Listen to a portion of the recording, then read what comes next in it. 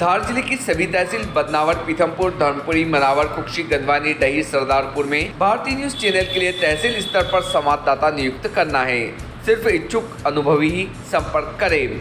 9425046807। धार जिले के गंधवानी से कांग्रेस के विधायक और पूर्व वन मंत्री उमंग सिंघार पर उनकी पत्नी के द्वारा दुष्कर्म सहित प्रताड़ित करने और घरेलू हिंसा की धाराओं में मामला पंजीबद्ध करवाया। धार के थाना नौगांव में मामला पंजीबद्ध होने के बाद अब उमंग सिंघार का एक शिकायती आवेदन भी सामने आया, जिसमें कांग्रेस के विधायक उमंग सिंघार ने धार के थाना नौगांव पर आवेदन देकर बताया कि मेरी पत्नी प्रतिमा द्वारा मुझे ब्लैकमेल और मानसिक प्रताड़ना के साथ जातिसूचक शब्दों से भी प्रताड़ित कर रही, जिस पर कार्यवाही की जाए। साथ ही आवेदन में यह भी बताया था कि 16 अप्रैल 2022 को प्रतिमा के साथ उसका विवाह हुआ है, जिसके बाद से ही प्रतिमा लगातार उन्हें ब्लैकमेल कर रही। आवेदन में उमंग सिंघार ने बताया कि प्रतिमा ने उनको बताया कि उसने शादी उसने केवल रुपए के लिए की है। उमंग सिंघार ने आवेदन में बताया है कि उनकी पत्नी प्रतिमा उनसे 10 करोड़ रुपए की मांग कर रही है, नहीं देने पर करियर खत्म करने की धमकी दे रही है। उमंग सिंघार ने आवेदन में जिक्र किया था कि उनकी पत्नी उन्हें फंसाना चाहती है, लिहाजा कार्यवाही की जाए।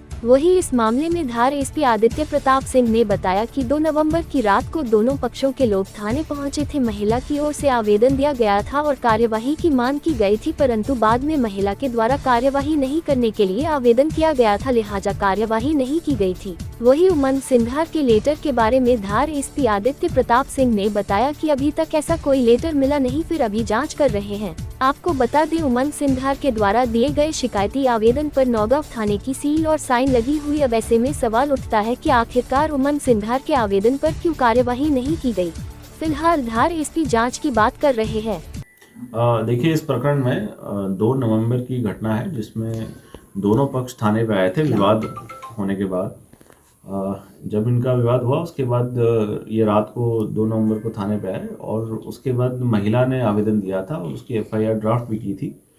और लेकिन पारिवारिक परामर्श होने के बाद और आपस में बातचीत होने के बाद फिर महिला ने कोई कार्रवाई नहीं करने का जो है लिखित में पुलिस को आवेदन दिया था। उसके बाद दोनों पार्टी थाने से चली गई थी और दोबारा जब शिकायत प्राप्त हुई, उस महिला के दोबारा शिकायत करने के बाद पुलिस ने उसमें इन्वेस्टिगेट किया और मामला पंजीबद्ध किया। उमंग सिंघार ने आरोप लगाया कि उनके आवेदन पर कार्रवाई नहीं की गई। 10 करोड़ की उससे मांग की गई थी, ब्लैकमेल करने की कोशिश की गई थी और उन्होंने भी आवेदन दिया था उसी दिन।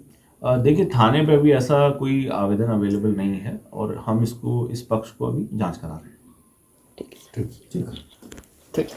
Subscribe now to most exciting channel ever.